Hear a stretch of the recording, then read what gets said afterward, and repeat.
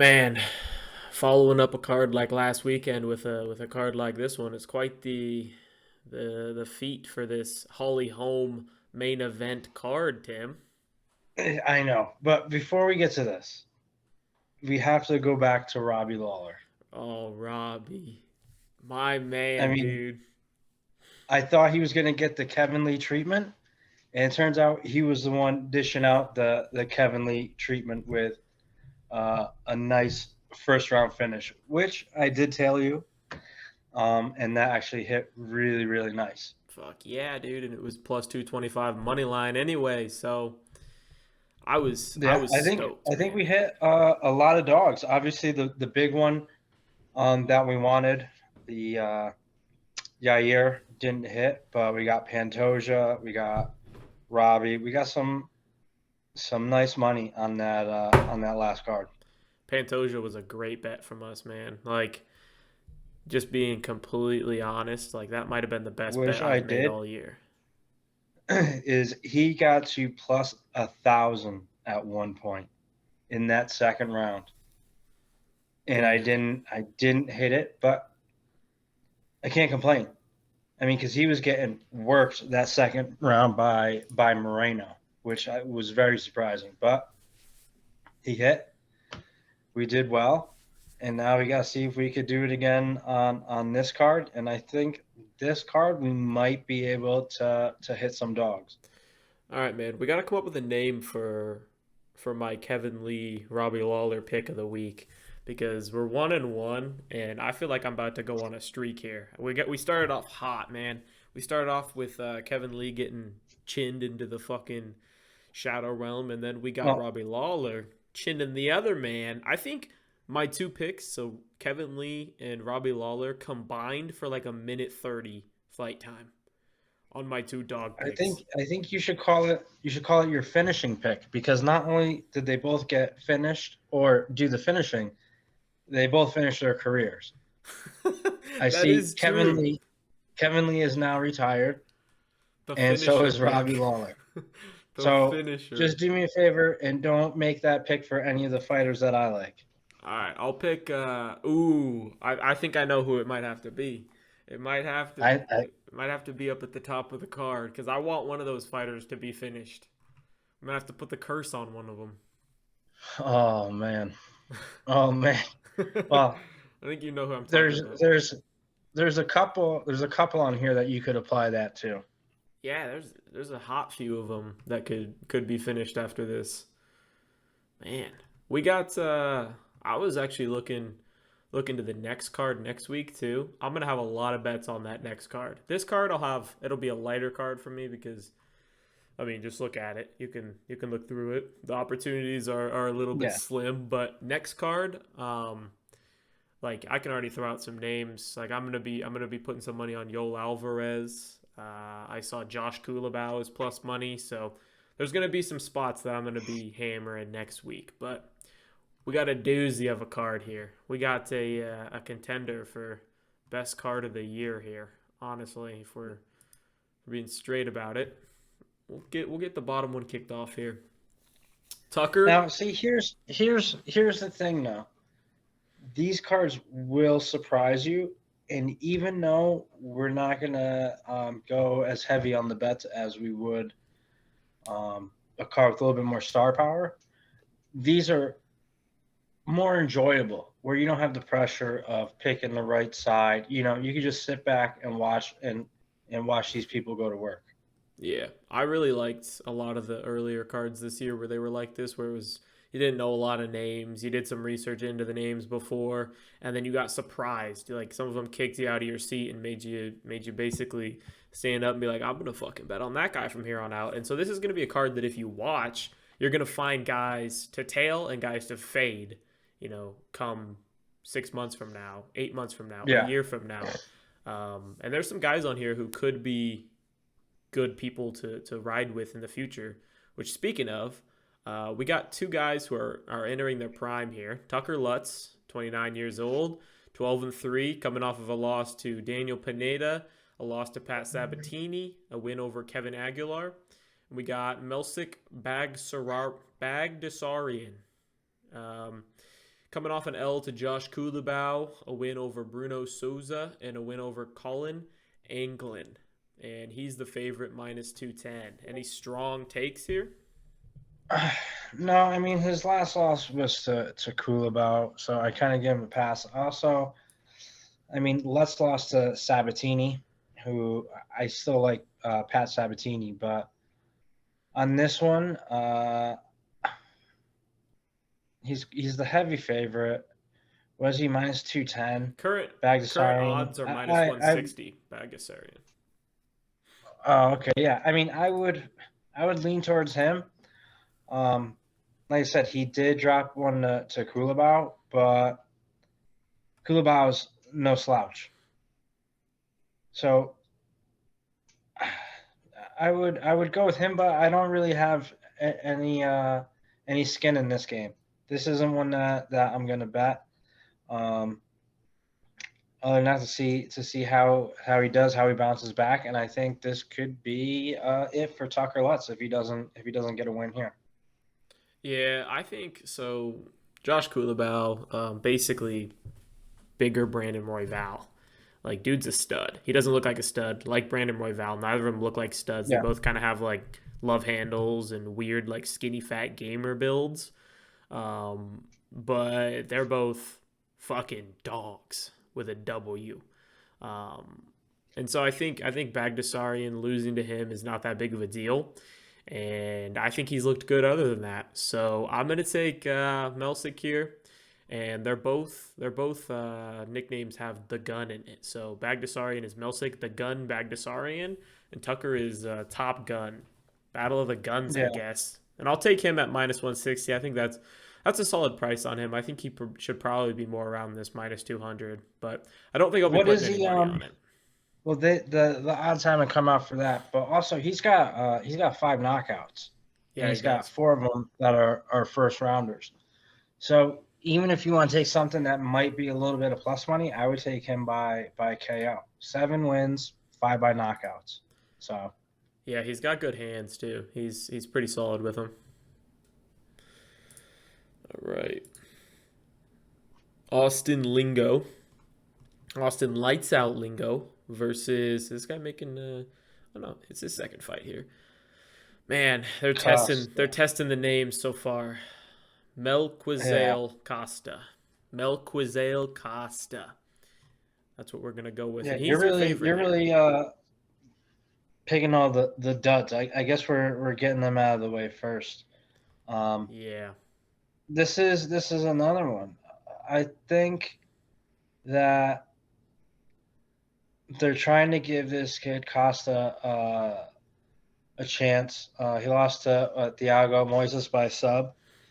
His record isn't that great, but he's the favorite here. He's pretty good all around. I think he's got 7 knockouts, and then he's 6 subs, and then 6 decisions. But Lingo, I don't think he's going to be able to get it done. I think they're going to right the ship with this kid. And who did he just lose to? He just lost to Nate Landwehr. Yeah. I mean, Landwehr is good. But I don't think he's beaten anybody that's really, really been tested. I mean, you're fighting Thiago Moises in your first fight with Costa. That's no easy task to begin with. So, once again, it's one of those right the ship moments. I know I say it a lot, but I truly believe that's something that they try and do with some of these younger guys. Yeah, I'm gonna stick on the same side with you. I'm gonna take Costa here. I'm not an Austin Lingo fan. I'm not a believer in him. I'm not a believer in his skill set. Honestly, he kind of looks like the dude who had a few too many Bud Lights at the bar and ends up getting into a scrap for zero reason. Yeah. And he's lacking on a lot of ways. He looks just like he's here, and he's here. That's what he looks like. He's here. He's in the UFC, but I don't think he's gonna stick around very long. But Costa, I think there's a decent amount, a little bit of talent there. He's young still. He's not in his prime. He's coming off of that loss with Moises, who was a top 10 fighter not too long back, if you guys remember, and he went on a tough skid with tough fighters beating him. Um, but yeah, I'm taking Costa here. There's not a ton of confidence there. He comes from shoot box. Yeah, I think he's the pick, and I'm not gonna bet it at all, but I'll take him. Estela Nunez versus Victoria. That's a way to spell Victoria right there. I've not seen Victoria that before. Dudakova. Dudakova, and she is 6-0. And if I go to the Six odds and right zero. now, she is minus 210. Right. So here's the thing with this fight. Estela Nunez, right, hasn't won since the Bush administration, and I'm not talking about George W. So they're coming in. This is going to be her last fight in the UFC. I firmly believe that. So as I don't have any skin on it, I'm not going to bet it. If I was to bet it, I'd bet it by finish, and I would go Dudakova, without a doubt, and probably I'd go her by submission. So she's what, 6-0, one knockout, 4 subs, 2 first-round finishes. So 5 finishes in 6 fights. You can go with the sub, you can go with the sub KO combo, or you could do fight doesn't go the distance. But this poor girl Nunez is just a stepping stone. Yeah, she sucks.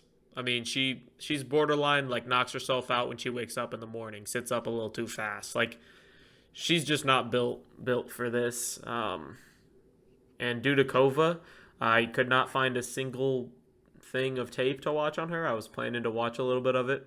Could not find any of it. Well, she has a contender series, and I did not find that. So I don't know what that says about my Googling ability, but I'm taking Dudakova. I think she probably is going to get it done just because Nunez is, like I said, I don't think she's the caliber that a UFC fighter should be. It's kind of like Austin Lingo. Like she's here, yeah, she's there, but she's not really going anywhere past just being in the UFC for a few fights. Yep. In And my this opinion. this is straw weight. So they're going to try and inject new blood because I think some of the girls are going to move up. I think some of the straw weights are going to go up. I think it's going to be that natural cycle as the girls we have now are getting a little bit older. We all know it's hard to cut the weight as you get older. They're going to gradually start to move up, especially now that Amanda Nunes isn't there. You're going to have girls that have no problem that are in the 125s going up to 135, and the girls that are now in the straw weights, the 115s, are going to go up to 125. Yeah, So I it's like agree. a whole new career when you move up a weight class. Dude, also, can we talk about the UFC, how the 125 division is actually for men fucking awesome? Like the UFC was about to get rid of that, and then it's been like all these title fights have been fucking amazing. Well, I want to see the next fight because the division is awesome. I don't want to see another Moreno fight Give it to for a Royval. title. Give it to Royval, man. But that's the whole thing too. It's tough. It's tough because they just fought. Yeah. Could So, give it to but that's what I'm Figueredo saying. too. Figueredo said he's moving up, but he might take it because he beat Pantoja in the past. But see, that's the whole thing because you think about it, we were forced to see Moreno versus Figueredo a bunch of times. We've already seen Pantoja versus Moreno 3 times now. Yep. I don't want to see that fight was amazing. I don't want to see it again. Yeah, I've seen Pantoja handle him multiple times. I thought Pantoja won 4 rounds on Saturday, but judges did not. They thought it was a Now I saw 3-2. one. I saw 1, 3, 4, and 5 for Pantoja. I thought so at least. Yeah. Uh, yeah. No, that's 4-1. I had to do math there for a second. Math is hard. That's all right. All right. We've got Gennaro Valdez versus Evan the Phenom Elder, who's lost his last two to Preston Parsons and Nazim Sakov. He is Sadykov. Sadykov, is it? Yeah, Sadykov. And Elder is minus 300 according to the current odds, and he's 26 years old compared to the 31-year-old plus 230 underdog. So this one, I have no problem taking the dog on this one, just off of pure odds. I think Evan Elder is what? So he drops his last two, which are his only two losses. 4 knockouts, 1 sub, 4 first-round finishes. I don't know. It's tough. It's tough when you have some of these guys. But they both dropped their last 2 fights. Yeah. So why not go with the dog? If you look at who Valdez lost to, he lost to Levy, right? And Frivola, yep. And he lost to Matt Frivola. So I would say that those 2 losses are tougher fights than what Elders went through. Besides Sadykov, I think you gotta go with the dog on this one. I mean, we all know how Matt Frivola is doing right now. He's going on a little bit of a nice little pop. Yeah. So why not throw some money on the dog here? I don't disagree, especially after, we saw, who was that last weekend who was from Tijuana? Oh man, who was that? Who put up a nice fight on the prelims, who wasn't supposed to win, if I remember right. It was that Mexican guy. Damn, I'm trying to think of who that was. But I think personally here that the guy with the tattoo that says the best never lost, who just lost his last 2, is going to come out with some fire under his ass. It's the best never rest. Oh, I thought it said lost, man. If it said lost, I'd be on him. I'd probably have a couple of units on him by now if it was the best never lost and he just lost his last 2. But I'm not a fan of Evan Elder, and I don't really know if he should be minus 300 against really anybody. So I'll take Valdez, but I don't think I'll put my wallet anywhere near this one. I'll watch it and be cheering for Valdez. I'd go small, and I would just do this for pure fun. Yeah. I don't think there's any implications. Even if one of them, whoever wins this, it's not going to make a huge jump. And the records are the same. They both just dropped their last 2.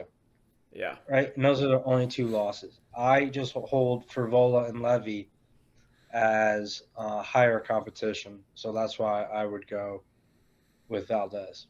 I agree. We can agree on that one. Can we agree on Carl Deaton III? Man, what is this guy's name? The Anishinaabe Kid. The Anishinaabe Kid versus Alex Munoz. We're getting a lot of fighters coming off losses. Their first losses of their career on this card. We got Munoz coming off of the Luis Pena. 2 years ago was his last fight, and he lost to Nasrat Hakparas as well. Munoz is... I'm trying to find the odds here for him. Munoz, if I can find it, is minus 165 right now, and Deaton is plus 135. This is kind of a turd of a fight, if you ask me. I would go with Deaton. I think I would go with Deaton just because he's got more experience. That would be it. He lost to Sadykov his last fight. Got subbed out, but that was in February. When was Munoz last loss? When was his 2 years last fight? and 2 months ago. Yeah, yeah. Give me Deaton. Experience, and he's been in there. I like So with that, he trains at American Top Team as well. yeah. So with that, just being active, and more experience, I would take him. I'm very surprised that they have him as a plus on this. Yeah, I'll go with Deaton as well because I'm not really a fan of Munoz. I'm not really a fan of his, um, a split decision loss to Luis Pena does not look good because Pena fucking sucks. Dude was awful. Dude was absolutely Yeah, terrible. Like bad, bad. Like goes into a jiu-jitsu gym and white belt might be able to submit him every once in a while, sort of a deal. But um, I think Deaton is probably the side here based on the odds. They're both 33 years old. One of them's coming off 2 years layoff. The other one fought 4 months ago and lost to Joe Selecki due to a sub. But I mean, a lot of people lose to Joe Selecki due to a sub.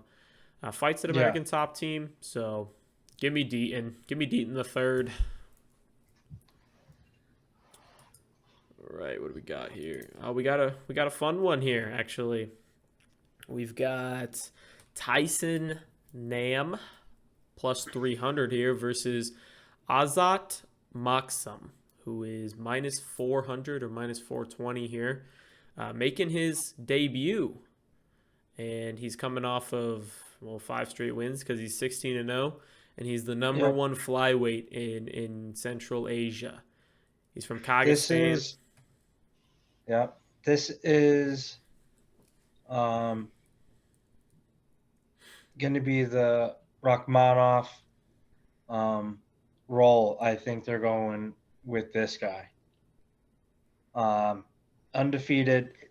Tyson Nam is not an easy fight. There's a good chance he knocks you out. So in this one, do I think Tyson Nam will win? No.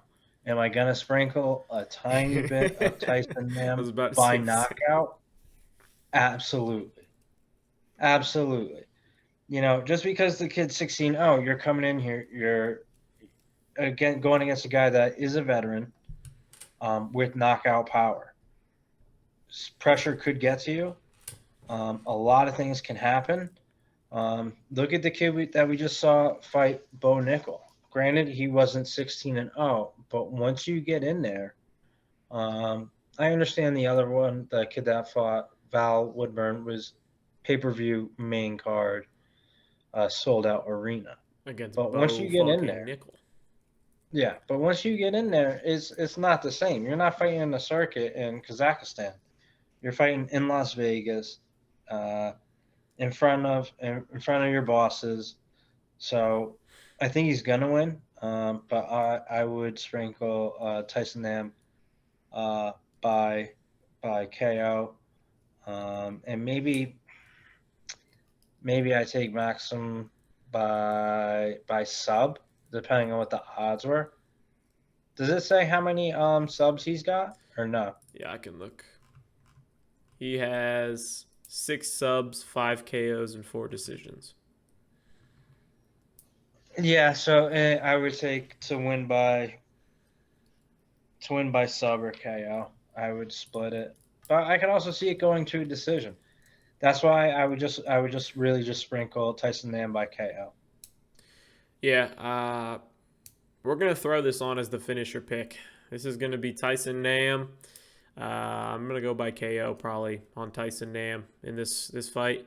It's the exact same thing as the Yair Rodriguez fight. It just takes one, and I mean if we go back and watch the Yair Rodriguez, he got his puncher's chance. There's a time in that second round where Volk was coming in for a takedown, and Yair lands an absolute gunshot from the hip, right hand, and it Mhm. it stuns Volk. You see him like fall forward, but it's just Volk. And this guy's Yeah, making his debut. Obviously, Nam is 39, almost 40 years of age, at a 125-pound division, which is terrible. You can be 40 and fight at heavyweight because you don't have to be very fast, but speed goes quick when you're old. And Nam, in his last fight right here, Bueno Silva submitted him. Nam was looking all right until he got submitted. He beat Ode Osborne with a great punch. It was just perfect. Yeah. And Ode Osborne is I think, honestly, a decent fighter. Like, he's not bad. So we're going to see here. This guy's either going to get fraud checked and he looks good. I watched a few fights of his. He looks good. He looks strong grappler, nice pressure fighter.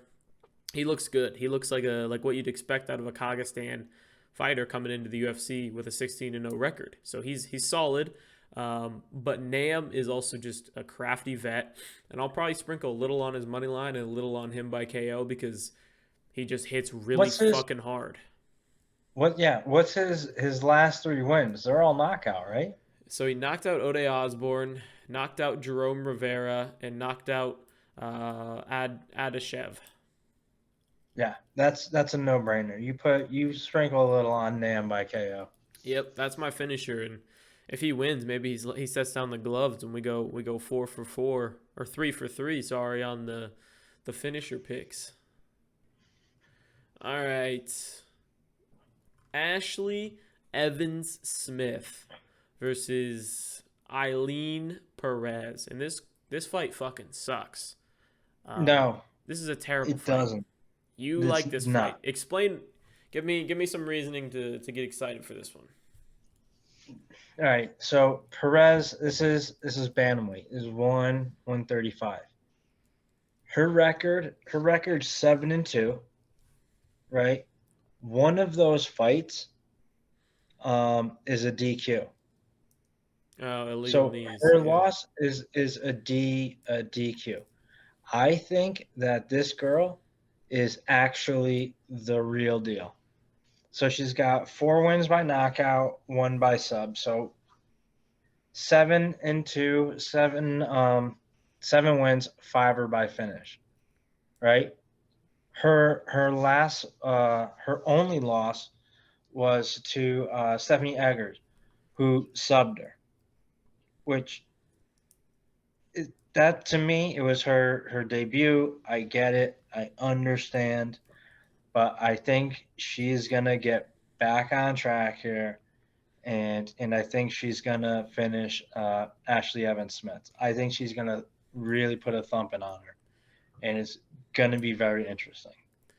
Yeah, I think she's going to run through her. I watched 2 of Ashley Evans Smith fights yesterday, I think, and they both were awful.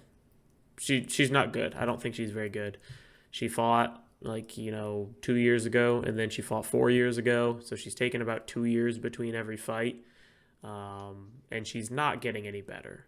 And that's partly because she's 36 years old, and partly because she probably isn't training very much, and then she gets a fight 2 years later and decides to go train and shit. But I don't think she's very good.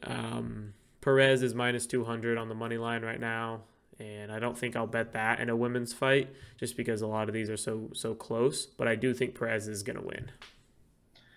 Yeah, and not for nothing. The girl lost to Eggers. Eggers is a veteran. It's one of those things where they give you a veteran when they bring you in for your first fight, and you can get overwhelmed. You're good, but you haven't seen the stuff that these veterans have seen.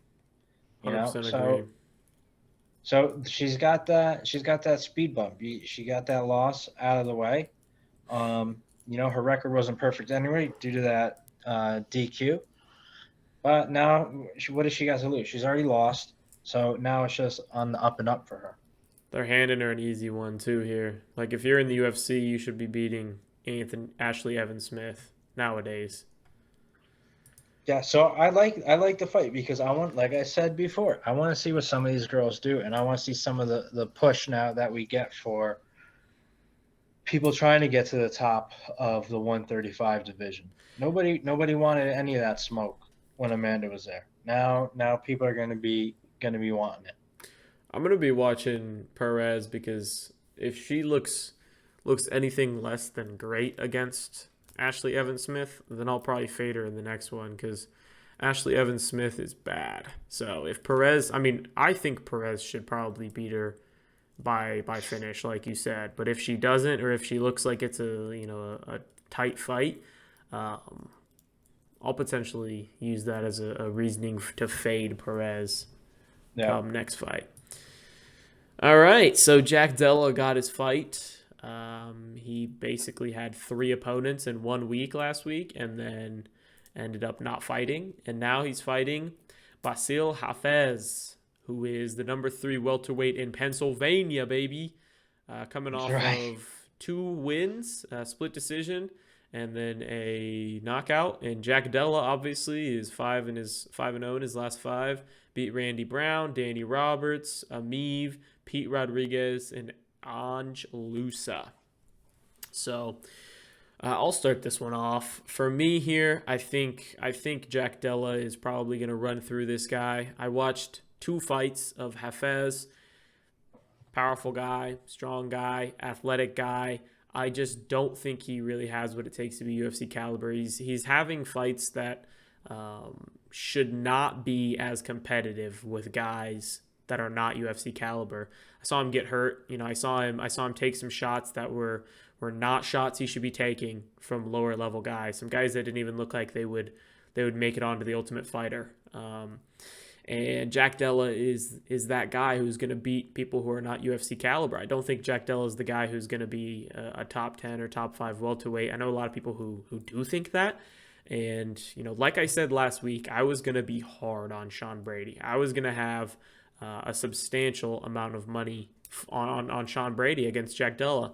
And I think anyone who can grapple well is going to take Jack Della down, and I think they're going to choke him out. I just don't think Hafez is that guy. I'll take Jack Della here. He is minus 625, so I don't really know if there's any way to play that. I bet you he probably finishes him. I think it'll be a KO. So I'd probably sprinkle a little bit on Jack Della by KO, but it's going to be juiced. And if it's juiced, then I'm not interested. There's not a lot of juice or meat on the bone when it's going to be Jack Della by finish is minus 150. I'm not really fucking interested in that. So I'll probably watch this one, wait for the Jack Della fade in the future. Hope we can get something stupid like Michael Chiesa or something, a pressure grappler to fight Jack Della, so that I can bet him to get strangled, because he almost got strangled by Razim Amiv. So it's my 2 cents. So do you know? Is this going to be a catch weight? I think it's 170. So how do you feel about him just cutting weight?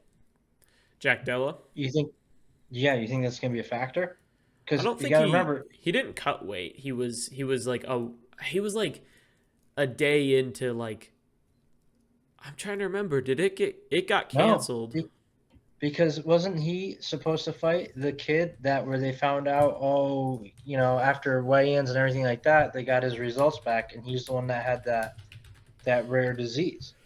It was. Let me. It had to be because they got Val Woodburn in for nickel. He did cut weight. You're right. So he already cut weight last week. Don't like that then. I didn't even know that. I didn't think about that. So he cut. I don't think if it goes to decision, I'll give it to Jack. I'm not going to bet that. This is one of those things where this kid, I would sprinkle a little by KO. A little bit give of him the first weak round. chin, huh? A little bit of weak chin from cutting weight 2 weeks in a row. Yeah. I mean, I don't mind that now that I know that he cut weight 2 weeks in a row. I don't mind that. So that's just something to think about. I would sprinkle a little. I would put some of that Tyson Nam KO juice on this one. On Hafez. I mean, from what I've seen from this kid too, he looks like he would melt a cup when he pisses in it. The kid is huge. Yeah. So I think he's got 1 round. I think he's got that first round to clip Jack. I think Jack is fugazi as well. You never know. This is a fist fight. They're not going out there to compare records. So it could happen, and I would not be surprised with the two weight cuts and not knowing really too much about this kid, and he gets clipped. I'm interested We'll in the see. odds here too. Why it's only minus 600 when, I mean, we saw prospects getting put on the board last week, and they were, the Bo Nickel guy was plus 1,300 and stuff. Um, and Bo Nickel He's, is still a prospect himself. Jack Della is established. Why it's only minus 600 when Jack Della is a borderline top 10 middleweight or welterweight. And this guy is a prospect who's 8-3. Like, dude's lost 3 times to guys who weren't in the UFC. The guy who Bo Nickel had fought hadn't lost to anybody outside of the UFC. So I'm interested to see. Maybe UFC's got a little something up their sleeve. Maybe Sharps out there got a little something on this Hafez guy, because minus 600, it feels like it should be juiced a little more for a prospect coming in against a borderline top 10 welterweight on 1 week's notice. You know what I mean? yeah, yeah. And this is your last chance because we're leaving Vegas and then we're gone. He wants to go home. He wants to go back to Australia Yeah, and maybe get on the Australia card. This feels a little rushed for me. It it feels a does. little rushed. He's in Vegas. This is the last card in Vegas this month. If it feels rushed, and the more we sit here and talk about it, the more and more um, I like the other guy by KO. Basil.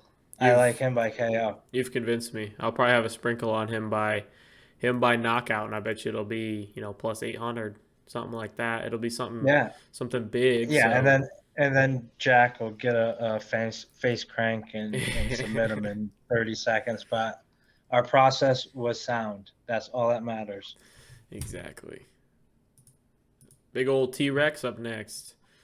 Terrence McKinney. This one, He's this sitting. one, I'm excited for. I'm Should be a really good fight. excited for. Should be a good fight. So Terrence McKinney is minus 120 or plus 120. Sorry.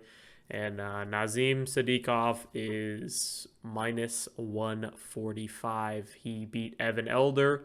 He beat on the Contender Series Hassanadze.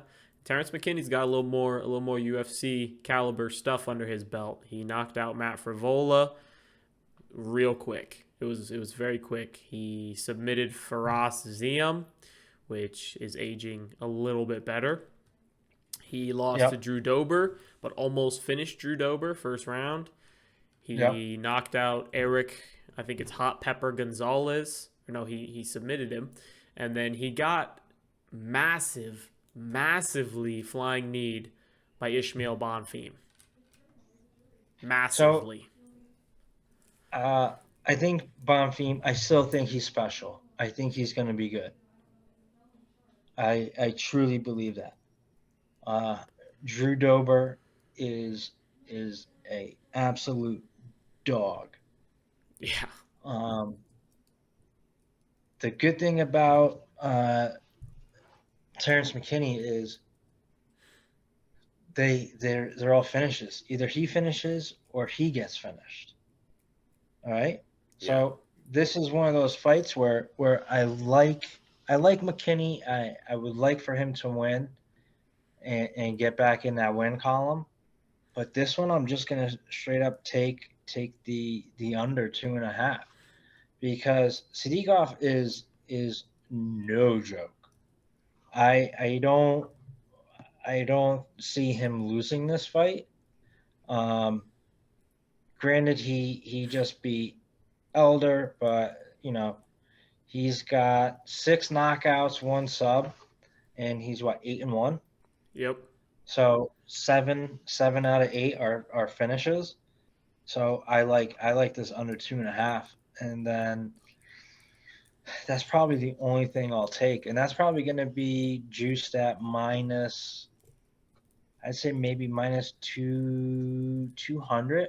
It wouldn't surprise me if it was minus 200 under 2.5. I bet so. I bet you it's minus 2 or 300. I was hoping you were going to take Terrence McKinney so I could take Sadykov, and we could have a little argument, a little scrap about it. But I'm on Sadykov here. I mean, I watched his last fight, and it was one of those moments where you watch somebody and you say, I don't think I want to bet against that person. And Sadykov is that guy. I think McKinney's a little bit undervalued after his last few fights. I think McKinney can grapple a lot better than people expect. But Sadykov, he comes from that Ray Longo, Chris Weidman gym. You can see down here it says Longo and Weidman MMA. The partners he's going to have there. I mean, the wrestling partners, the people who are going to push a pace on him there, the people he's going to get to train with on a daily basis. They're not fucking around. And I think McKinney does a little too much fucking around when it comes to training. And then it comes to getting on the running shoes on and taking some miles. I don't think McKinney's got the best cardio. I think Sadykov could break him. McKinney could knock him out early. McKinney's got that world-changing power. He's got that weird, it's like fast twitch muscles that like generate an insane amount of power. Like he was hitting Drew Dober with some absolute fucking pistons that looked like something out of a video game. But I think Sadykov is the real deal here. I think minus 145 is about fair there. I would probably maybe even shift it. Maybe McKinney's a little bit of value here because McKinney's so live to knock anyone out in the first round. But I'm on Sadykov here. I think he's the goods. I think this fight will show a lot about him too. And I think the UFC knows that McKinney kind of has a little bit of pop. Like people know McKinney's name. So I think they're giving Sadykov someone who people will be tuning in to watch.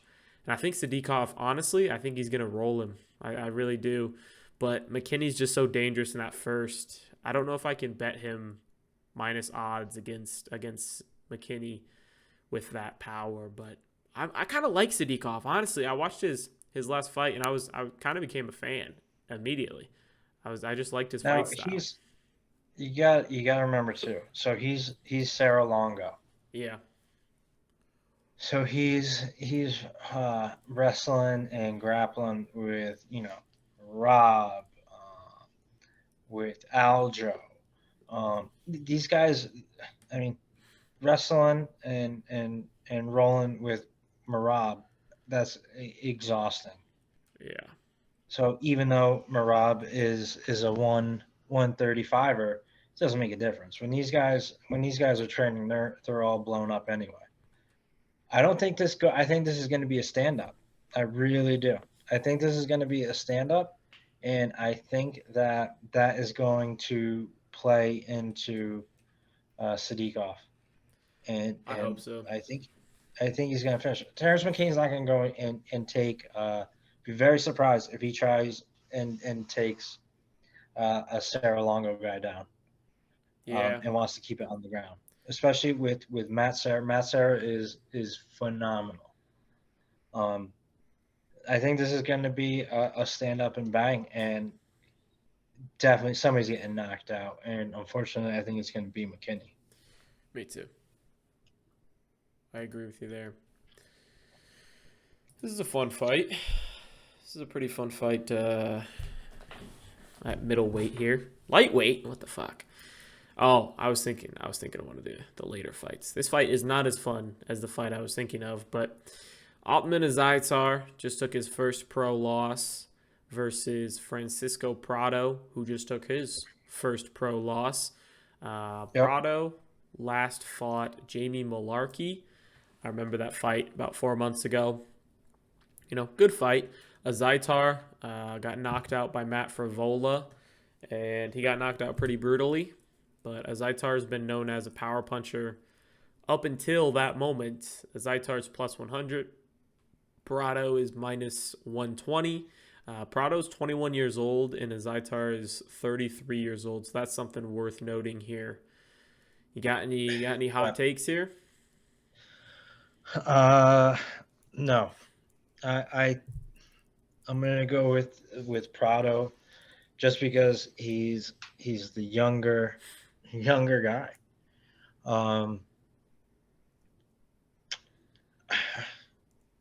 This is one of those ones where you kind of just want to enjoy it and see what happens.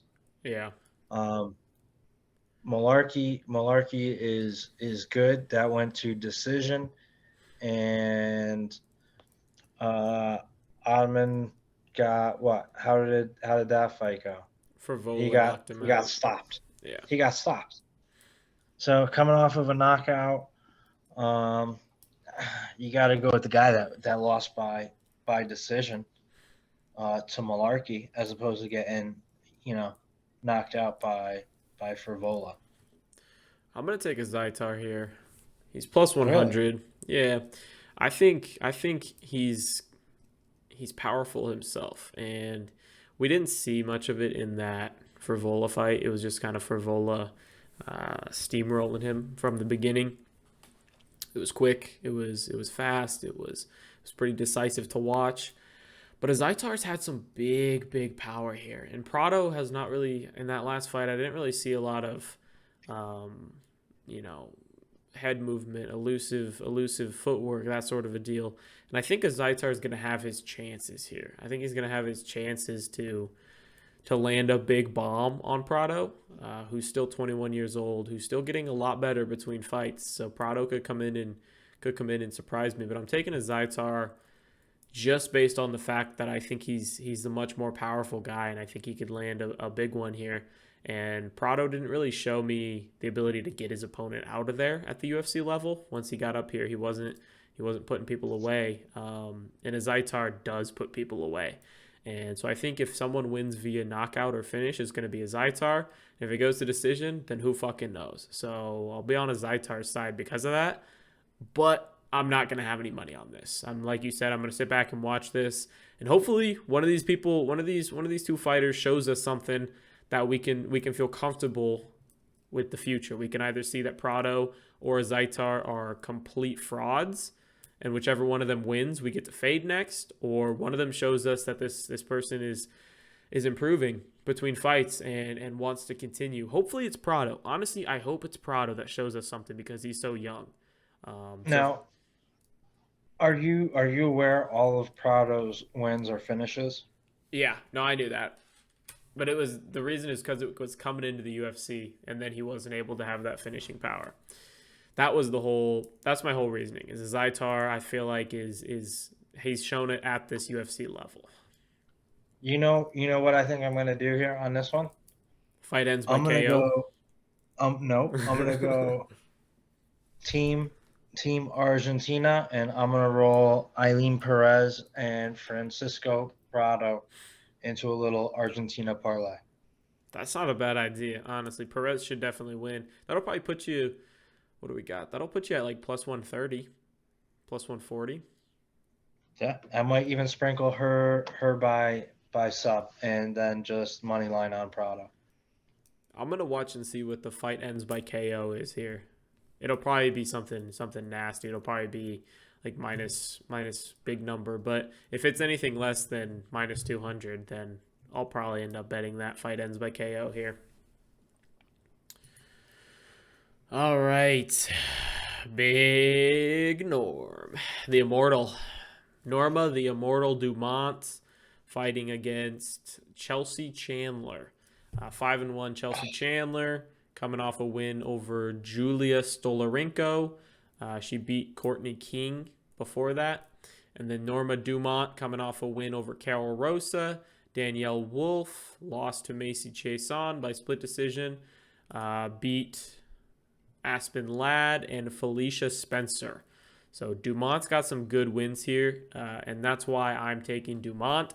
I feel like personally, this is just a matter of experience versus not a lot of experience. And Dumont is kind of big. She's strong. She's physical. There was a weird fight where she chose not to fight. And so if she does that, then I'm going to be eating my words. But I'll take Norma Dumont here. She's 32 years old. That's a pretty decent age. Chelsea Chandler is 29, so she's still getting a lot better. But I'm a big fan of Norma Dumont's ability to fight anywhere. She can take people to the mat. Granted, that's not really what she wants to do. She can take people to the mat if she needs to. She can push people up against the fence, and she can strike at range. And I'm just a fan of her ability to win fights, point fighting. And I think that's going to catch up with Chelsea Chandler here. I think Dumont's just going to be a bit too experienced.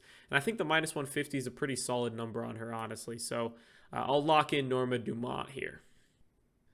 I was going to go with Norma Dumont until I realized who exactly she was fighting, and I looked into it, and I remembered Miss Chandler here. Straight from fucking Stockton. Caesar Gracie Jiu-Jitsu. I think this girl, Chandler, is gonna put the work on Norma Dumont. She's what, 5-1? Yep. Right?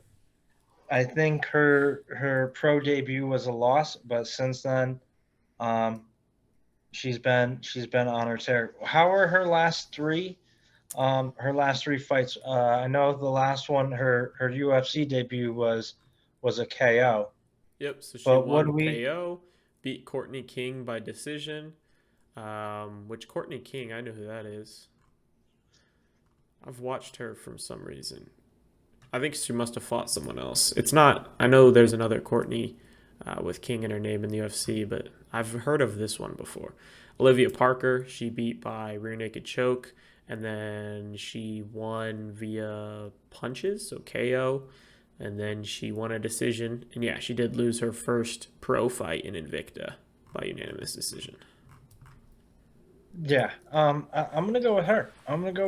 And then training with the great Diaz brothers. Gilbert Melendez is out there, I believe. So I would take her by sub or finish to really beef up the odds here. I mean, Norma Dumont, she's had 7 decisions, 2 subs. She's a decision machine. She's just a point fighter, dude. She just works. I don't think she can handle this type of fighter. Chelsea Chandler is going to be nasty. She is in her face. I'll give her that. So, Chelsea Chandler all day. I'm fading Norma Dumont. All right. She's an official fade for me. I'm sticking to the Norma Dumont train. I like her ability to be physical. I think she's going to be able to hand Chandler in that regards. And Norma is big too. So that's the other thing, is Norma is bigger than Chandler via like thickness wise. Chandler's big, but she's not thick. Why are we even doing this fight? I don't know. Why are we doing 145s?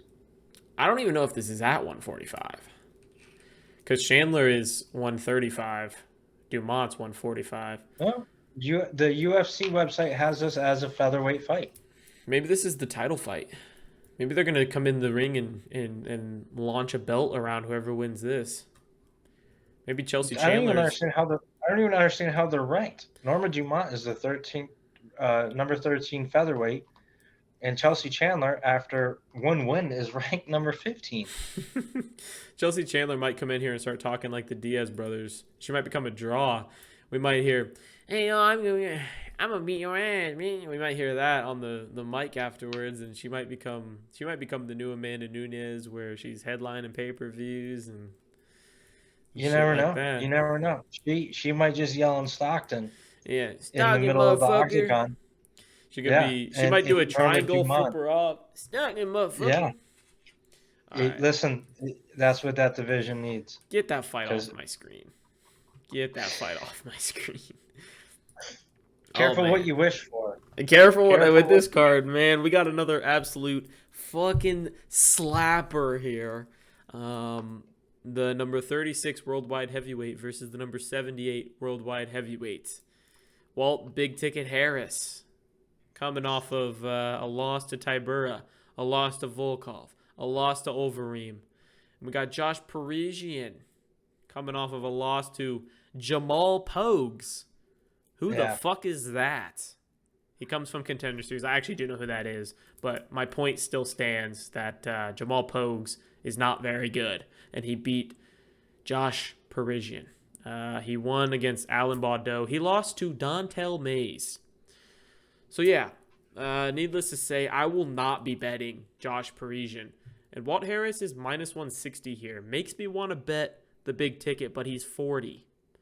So will I be betting anyone in this fight? I don't know. Will I be watching this fight? I don't know. I might be air frying some fucking chicken nuggets while these two chicken nuggets try to battle it out in the fucking octagon. But I don't know. I just hate this fight. I hate this entire fight. I don't want to bet it. I don't want to watch it.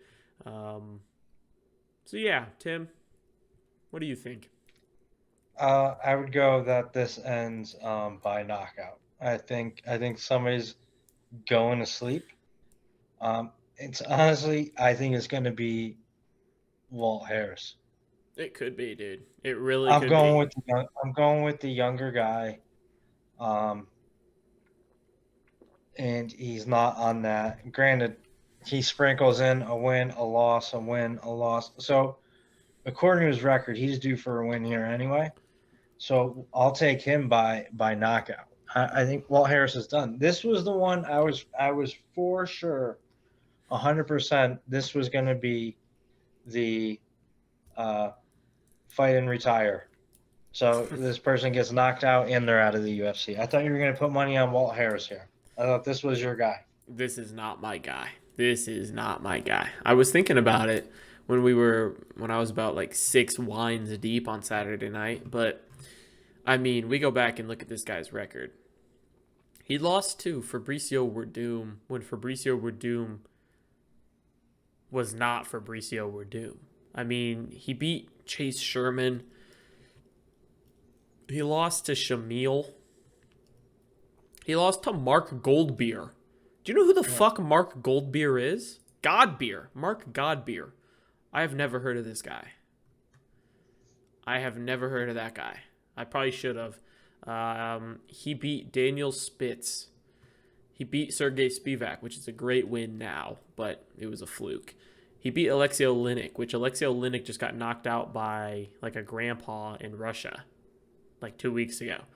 And then he lost to Overeem, Volkov, and Tybura, which aren't bad losses, but it was all just real quick. I bet you this fight finishes in the first round. Honestly, Walt Harris either wins or loses in the first round. So you could bet the under like 1.5 here and probably make a decent little chunk. Yeah,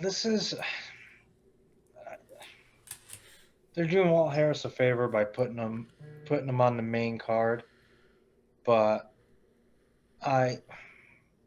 this is going to be it for him. This is going to be it. I think he's going to go night and he's going to retire. Yeah, I just hate this fight entirely. Hopefully it's just a fun fight where we just get to see two old heavyweights slapping hands and stuff, but I hate it. I hate the entire thing. Yeah, but who wants to see that on a Saturday night?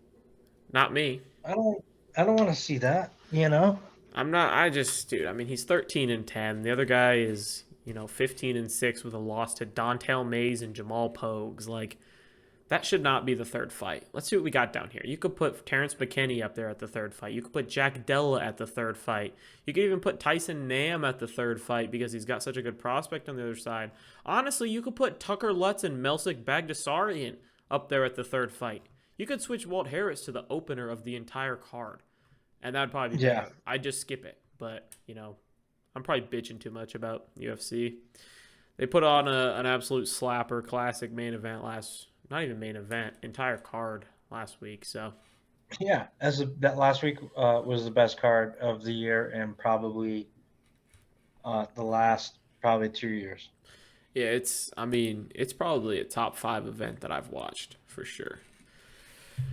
All right, this is what I was thinking about when I said earlier we have a slapper of a fight here, and I said it was at middleweight. This is exactly the one I was talking about. I think this is a fun fight.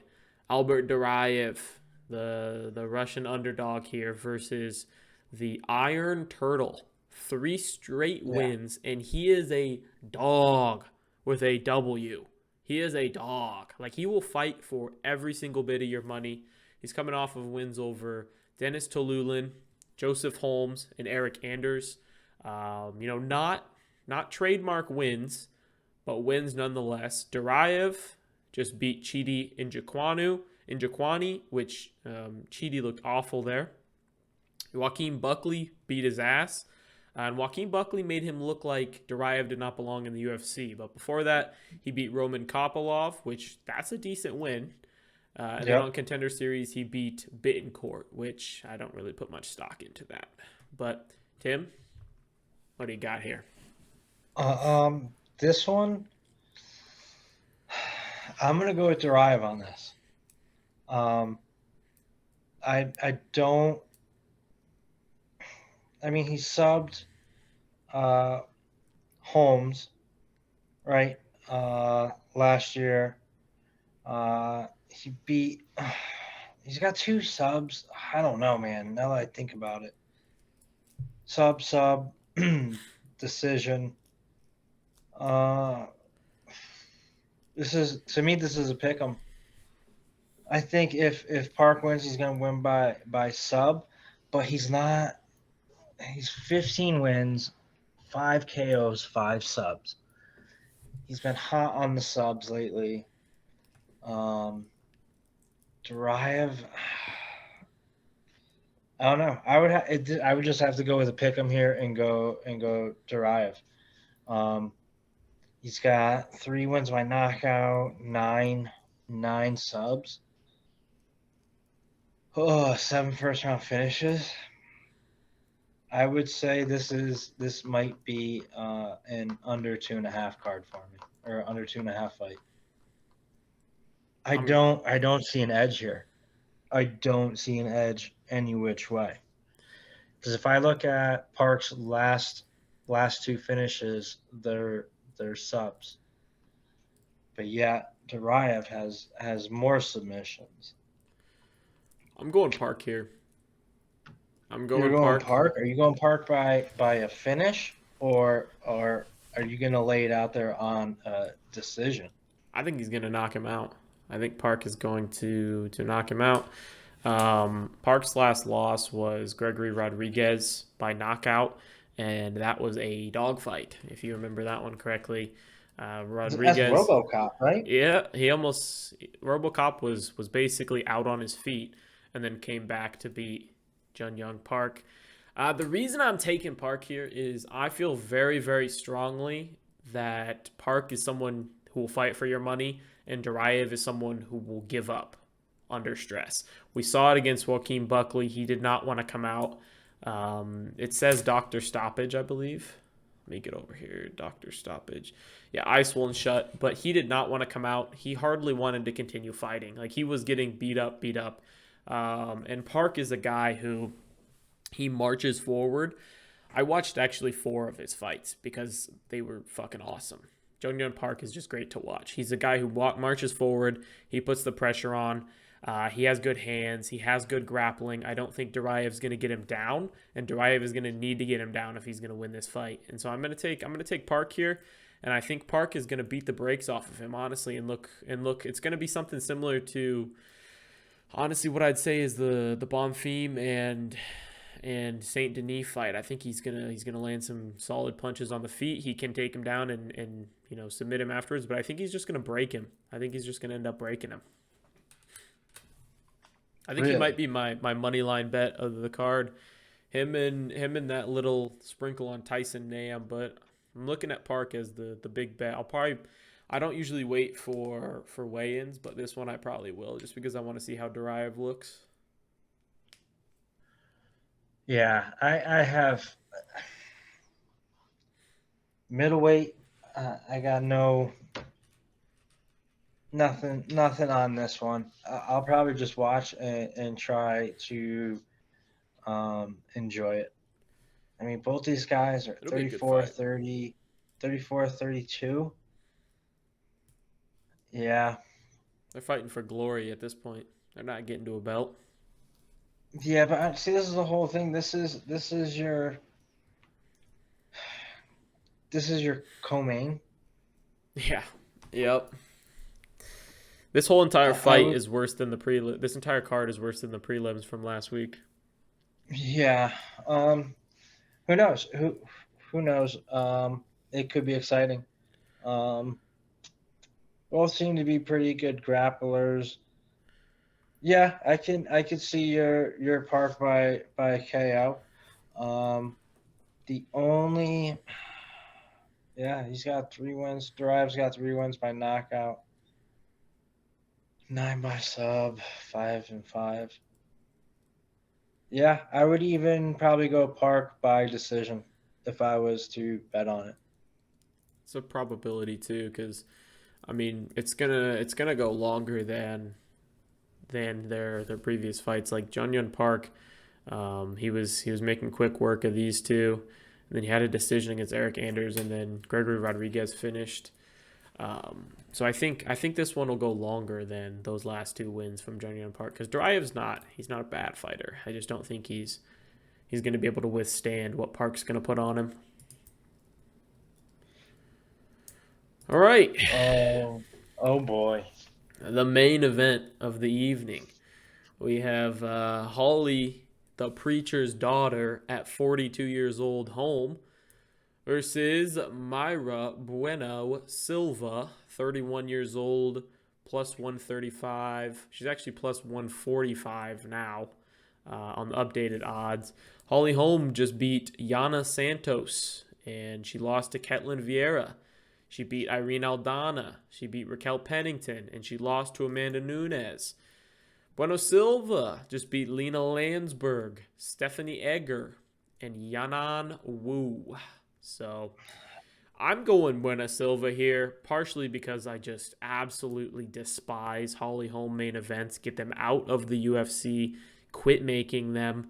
Whoever is matchmaking these as main events deserves for Dana to put him in the fucking ring with Francis Ngannou and let them take an overhand right to the dome, because Holly Holm main events, I don't even know what time of night this is. I think the main event starts at 6, so it's going to be an early card. If this was a late card, I'd go to bed. I'd go to No, bed. this should be a 10 o'clock Eastern main card. I'll be in bed then. I won't be watching Holly Holm fight. Her. Oh my god, dude! I have flashbacks. I was on vacation when the Ketlin Vieira fight happened. I was on vacation, and I put it on in the shower while I was watching it, and I got bored in the shower. And I'm never bored in the shower. I was bored in the shower watching Holly Holm fight Ketlin Vieira. But here, I'm thinking about a bet on Bueno Silva. So it's possible. She's 10 years younger. She's on a 3-fight win streak. Holly Holm is 42 years old. Bueno Silva is from Shootbox. Holly Holm is from the ever-declining Jackson Wink. I'm feeling Bueno Silva here, but who fucking You know why knows? this is the main event, right? Why is this the main event? This is the number one contender fight. Tell me you're not telling. Say you're joking. Why else would they be main carding? Why would this be the main event of this card? I don't know, man. It makes me mad how much the women's bantamweight is in shambles now that Amanda Nunes is gone. It's actually sad. That was such a fun division when we had Cyborg around, and then we had Nunes coming up, and it was Ronda Rousey before that. And now it's just, now that Nunes is gone, it feels like the talent there is a desert. It feels really, really awful. Well, it's either here's the thing. They're gonna have there is Raquel Pennington lined up to fight anybody anytime soon? Not right now. So chances are, the winner of this fight is going to fight Juliana Pena for the 135 strap. Please make it Bueno Silva. Holly Holm just breeds boring fights. I mean, this is Dude, imagine if Misha Tate gets a win and Holly Holm gets a win, and we turn back the clock to 2007 when we have Misha Tate versus Holly Holm for the belt. well, Misha Tate's ranked number 11, so the chances of that happening are probably better than you'd think. Who you So taking? I think this is going to be a number one contenders fight. And then the winner of this fight is going to fight Juliana Pena. Easy peasy. And for the record, I'm going Bueno Silva by submission here. Let's go. Let's Easy. go. Tim, are you going to put any Easy money on it? decision for me. Huh? You going to put some money on it? Oh, absolutely. Let's fucking go. Absolutely. I'll ride with you there. I can get behind that. 31-year-old who phenomenal grappler versus a kickboxer that's 41 years old. If she doesn't win this fight, that's it. She's hanging them up. And I'm not betting on the older fighter in this case. Just like I'm not betting on Walt Harris. Once you hit that 40, 41 apex, you got to start fading them. Granted, she won her last fight, but I don't see her keeping up. I really don't. So that's why Bueno Silva submission, and I'll probably get that at a nice piece of plus action. Dude, I'm seeing Bueno Silva inside the distance plus 300. I'd bet that, honestly. I think she's got a chance of knocking Holly Holm out, too. You cover both of them if you just take inside the distance. Dude, you can even see Holly Holm, like, in her face. She's starting to look like an elderly woman. Like, you can just start to see her face, like, more so than all the other fighters who are...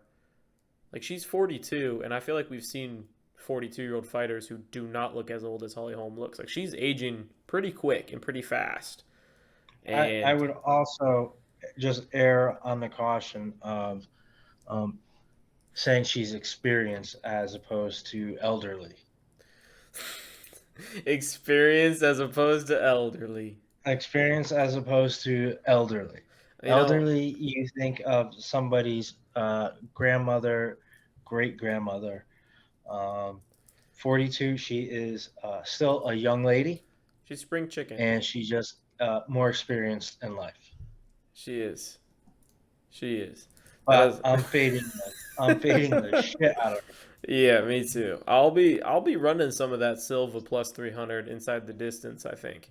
I think I'll be taking a little bit of that. I think I'll be taking a little bit of Junyun Park. I think I'll be taking a little bit of Hafez by knockout. And I think I'll be taking a little bit of Tyson Nam by knockout. And those will probably be my only 4 bets of this entire card because I think I'll just throw, a little bit of money on each of those and then save my money for the next card.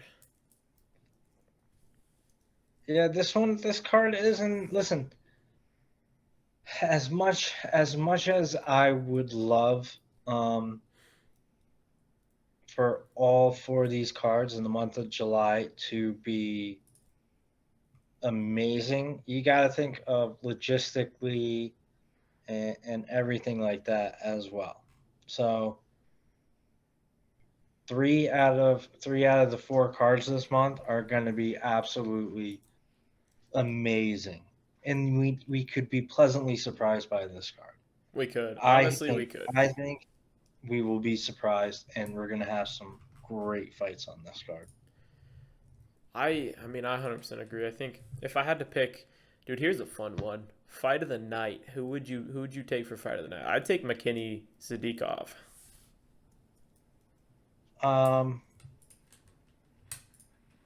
It could be, or I would go with Prado and Ottoman Azatar. Yeah, that'd be a good one too because they're gonna slug fest it out. I bet you those 2 fights are pretty solid. The Jack Della fight could be pretty solid as well. Tyson Nam fight could be good. Walt Harris Parisian. I mean, as much shit as I was talking, I kind of just talk shit anyway. Part of my personality, but I mean that could be a banger because it's only gonna last 2 minutes before they're both trying to tap on the ground first and get out of there. But Duraev Park could be fun because if Duraev can't take him down, they're going to have to swing and bang. So could be a pretty decent card here. But, hope you guys enjoyed our little breakdowns here. We're gonna keep tossing them out. Before we head off and watch Connor's team go 0-7 on The Ultimate Fighter. Don't say it. Uh, Don't say that. Ngannou Fury. What do you think? So I look at Ngannou as a lesser boxer than Deontay Wilder, which I think that's a pretty not hot opinion. I think everyone should kind of agree that Ngannou is not as good as Deontay Wilder, and Ngannou is slower. Ngannou has worse footwork. Ngannou is less technical. And arguably, Ngannou does not have the same amount of power as Wilder. I know, okay, that's a strong opinion because Ngannou has some ground shaking power. But Wilder combines that power with precision. Ngannou has no precision. Ngannou has no fucking precision. It's all raw power. And so I think Yep. Fury is going to walk circles around Ngannou. But, and here's where Tim and I are going to disagree. I think Ngannou pulling the wool over the UFC's eyes and sending the middle finger and posting emojis and stuff is fucking awesome. Is fucking awesome. Like, I think him, getting out of the UFC, doing this deal on his own is fucking over Dana White, and I think it's awesome. But, to each their own. I think Fury is going to box his breaks off. I think it's going to look like Wilder Fury 2, where Fury basically walked circles around him, beat his face off until Wilder didn't want to fight anymore. And that's what it's going to look like. Ngannou is going to get paid huge. He's going to go to PFL, knock 3 fools out and retire, and he's going to be a happy rich man. And I think that's the way his story is going to end. But Fury beats the shit out of him here, I think. What about you? I think I think Dana White is a smart man. And he makes his decisions. He thinks everything out a step or two ahead. Do I think Dana White, the whole big Francis fumbled the bag? No. Do I think the PFL deal was good for Francis? Absolutely. Phenomenal deal for Francis. PFL, terrible deal for PFL. What I think is going to happen is they knew this fight was going to happen with Fury and Ngannou. Yep. Dana White knew it. He's got all his contacts out in with the Saudis and out in the Middle East. I think the whole John Jones thing was a ploy to get Fury aggravated and pissed off. I think Fury's going to go out there and absolutely beat the brakes off of Ngannou in the first round and make an example. 100%. And then I think he'll call for John Jones, but John Jones won't do it with good reason. But I think that's going to be the example. I don't know how much Francis is getting paid. I don't know if the whole rules have been released. I don't know if belts are on the line. Obviously, Francis has nothing to lose there. I think he gets his ass handed to him in the first round and gets stopped. And I think that will tank any stock he has going forward. I think he's gonna make $20 million in that fight at least. And I'm happy for him. But that's gonna be it. He's gonna be. What are you gonna make after that? Granted, $20 million. Taxes, coaches, management, all that. I understand. So you figure he takes home 10 mil, right? If he gets brutally knocked out, nobody's gonna want to see him box again. Nobody's going to want to pay him to go fight in the PFL where they automatically got to pay his opponent $2 million. Yeah.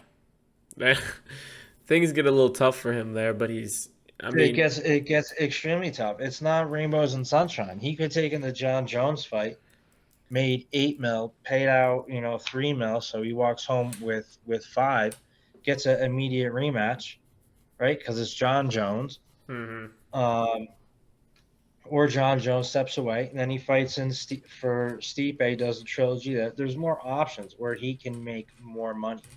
I think if he gets knocked out, that's it. It's a done deal. I mean, he He'll still probably get is some gonna of get these. He'll knocked still out. get some of these fights, but who wants to pay some guy $2 million to go fight Francis? What happens if they knock Francis out? Yeah, what happens if Francis gets fucking stopped in his first PFL fight? See, here's That's what I'm saying, and they're paying him all this money, this is and they might not make any money from this fight. yeah.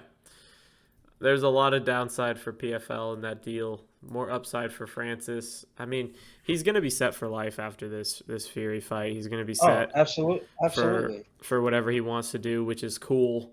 But I mean, with that said, he's also 35 or 36 years old. He's come to the end of his career. I think this is a smart bet for him. But you're right. I mean, there's not much down the road after this. After he fights Fury, if he loses, the hype will be completely gone, and shit will be he'll be in the PFL. And the only time we watch PFL is when there's interesting fights. And Ngannou, he might not be that draw that we all remember him being by the time he gets over there and gets to doing fights and stuff like that. But regardless, I think it'll be cool to watch him fight Box Fury. I'll definitely tune in. I'll definitely see what's up. Well, here's the thing too. You might not be tuning in. That's UFC 294 in Abu Dhabi. What are the chances both of these fights are going to be over there? Abu Dhabi's probably going to be. Wait, this fight's in Abu Dhabi? This is in Saudi. Well, this is in Saudi Oh Arabia, God! So so they're they're probably both going to Middle be East. early cards then, because Abu Dhabi They're fight both going to nights. be early cards, but they're both going to be going head to head. Yeah, it depends what they better throw in some solid fight with Islam there if they want me to watch that. They better get something good. Hopefully Charlie Olive, they get him secured so that we can watch Charlie O versus Islam too. Dude, Oliveira might be the biggest draw in the UFC right now, to be honest. I mean, And he's calling for a fight. He wants a fight with Connor. obviously it's Connor. Like, if Connor comes back, nothing compares to that. But like, Connor's not active. If we have to go active fighters, it really might be Charlie Olives. Like, he is next level. Those like Twitter goes crazy when he fights. Fucking Facebook goes crazy, dude. There's grandpas on there talking about Charlie Olives. We'll see what happens, but we now know that card is October 28th, the boxing card with Ngannou and Fury, and Dana White has that ace up his sleeve where he doesn't even have the full card out yet for UFC 294 Abu Dhabi October 28th. We're all hoping for Khabib comeback, aren't we? We're all hoping. Honestly, nothing would surprise me. Khabib? Khabib versus Makhachev. Can you No, bro. imagine? And maybe that's why he Can stopped you coaching him. That's why he stopped can coaching him. you He's training for him. imagine? Who you think wins that? Oh, Khabib. I think he mauls him all day, every day. Khabib's a weight bully. Dude, And then Khabib the is co-main, they would be the co-main because the main fight would be Diaz McGregor 3. Bro, I've wanted to see that 3 for so long. I don't know why they didn't do that already. There, if, you never know. Dana White would not surprise me if it's McGregor Diaz 3 Abu Dhabi. I mean, that's the biggest fight you can make right now. Those two combinations, I mean, Khabib was like superstar, almost Connor level. Connor was Connor. Diaz was the guy who beat Connor. Connor made him famous like that, and I don't know, man. I You could would, you could do Khabib versus Connor at 185. dude. Have you seen how big Khabib is? He's massive. Dude, he's Like I said, he's fucking. a weight bully. He's shaped like a fucking orange now. Dude is like huge. He's Yeah, got and that he like would probably Michelin rack. Man look. Yeah, and he would ragdoll probably all those 185ers. That's what I'm saying, bro. Is he could beat the fuck. I was talking with one of my friends, and they're like, Israel Adesanya would knock out Khabib, and I'm like, there's no way. Khabib, literally, his head is sitting on a cinder block, and he's going for a takedown within the first 4 seconds of that fight, and he is taking Israel Adesanya down, and he is putting his head through the canvas. Khabib's built different, man. Like when it comes to, he'd probably beat everyone in the top 10. I don't think there's a guy in the top 10 at 185 who beats him. And then we move him to 170. Who beats him at 170? Maybe Colby Covington? Probably not. Yeah. Chimaev might be the only chance at 170 and 185. You know, we thought Robert Whitaker had great takedown defense, and then he got headlocked like a middle schooler against Dricus du Duplessis. So who's beating him at 185 and 170? Khabib. Like, who's beating him? I just don't see many names that are beating him. Obviously, he'll be at a big height disadvantage at 185, but his grappling is just fucking too good. It's just too good. Yeah. Well, when you grow up in the woods in Russia wrestling bears, a 185er doesn't really intimidate you too much. Yeah, especially when none of them have any wrestling. Like zero wrestling out of any of them. Sean Strickland will come out there and. Dude, he's probably from Iowa, to be honest. We'll probably look it up, and Sean Strickland will be from Iowa. I know like 9 Sean Stricklands who live like who live within 15 minutes of me right now. Nazi tattoos hitting on their back and shit. I would like to see Sean Strickland, Robert Whitaker. Robert Whitaker wants another fight this year. He said that? Yeah, I think Strickland Whitaker is a good fight. I think that might happen. I think Robert Whitaker, there's a blueprint on how to beat Robert Whitaker now, and I don't want to see him. I like Rob too much. He honestly he's my favorite like human in the UFC, and bro, like now it's everyone knows you got to catch him coming in. And that's what Dracus did to him. That's what Jared Cannonier almost did to him. That's what Israel Adesanya did the first time. And I don't want to see him fight these guys that are dangerous. I want to see him fighting someone outside of the top 10 and just getting a dub or two here. Because that was a bad loss on Saturday. That was a real bad loss. Like, we haven't seen him done like that since Izzy, and I don't even know if Izzy did it that well. Like, Izzy knocked him out, but Dracus, he didn't take 2 chances. He knocked him out first shot he had at it. I think we're underestimating GDP. I think that's the case. I don't think it's a knock on Whitaker. I think Duplessis just fooled a lot of people. A lot of people with how good he actually was. I hope he beats the brakes off of Izzy. I hate Izzy. I'm an Izzy hater. I'm a top-level Israel Adesanya hater. And I'll be honest with that, dude. I'm so biased against him because he annoys the actual fuck out of me. But I will be cheering so hard for DDP. And I heard he's going to be like plus 300 again. So you're rooting for Africa? I'm rooting for fucking. I'm not, dude. I don't even care about no race war that they're about to start here. They're gonna make this. They're gonna make this into something that it is not, bro. I just want to see 2 185 pounders with big old fat muscles trying to hit each other in the head really hard.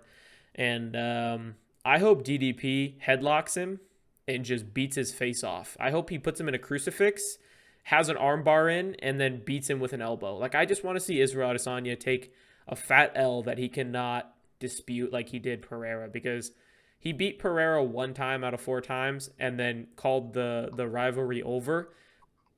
I just can't respect that, dude. I can't respect that. I think it's cheesy as fuck. I think it's awful. And honestly, frankly, I'm getting pissed off at 9:30 p.m. on a Tuesday thinking about it. You know, you got beat 3 times by a dude. One of the times you didn't wake up, they had to bring an oxygen mask in, and you had to be laying on your back with an oxygen mask on, and you're trying to say the rivalry's over. The rivalry was not over there. I wanted to see Pereira Izzy 3 in the UFC. I really wanted to. Well, when we get to the next card for end of the next pay-per-view card, Alex is coming up, and I got some things I've noticed with his last two Izzy fights of what he's got to do against Jan. So we'll save that. But yeah, but the rivalry is over. Neither one of those guys wants to fight anymore. They don't want to fight each other anymore. So you can't. If they don't want to fight, you can't make them fight. So in turn, that means the rivalry is over. Maybe they're Who, who, maybe they're what do you looking need to for do it a. again for? They might be doing a three if Pereira wins, because if he beats Jan, he's getting Jamal Hill next, and if that happens, I mean I like Pereira's chances against Hill better than I do against Jan. And if he becomes the champ there, it might be a massive fight to sell for Izzy to move up and try again at the 205 belt. That'd be a pretty insane event for them to have three with Izzy's chance to become a double champ as well. I think Pereira is in a good position to be the first three division champ. I think so too. I've thought that for a while. I was thinking him, and I was also thinking Hazmat, because the 185 champ can't grapple, and the 205 champ can't grapple, and I thought Hazmat could have beat Leon Edwards. But Pereira's in a really good spot too, because John Jones, I mean, this is probably his last fight. Then what? Then it's going to be a vacated belt up there, and they're going to have to do two up and comers. Pereira moves up. It'll be, oh, bro, but we got that Jalton Almeida kid coming up. Yeah, I was just thinking about that too. He's minus 145 right now against Curtis Blades. I'm thinking long and heavy about that. I'll tell you that one. I'm Oh, thinking long and heavy about that. yeah. It depends on which Curtis blades you get. The smart Curtis blades or Curtis blades that just wants to knock people out and be exciting. Yeah, which he doesn't have. He doesn't have the hardware for that. His chin ain't there for swanging and banging. But we got to go watch Conor McGregor. So we're gonna close her up here. If you're watching this, we appreciate you, and we'll keep pumping these out every single week. You betcha.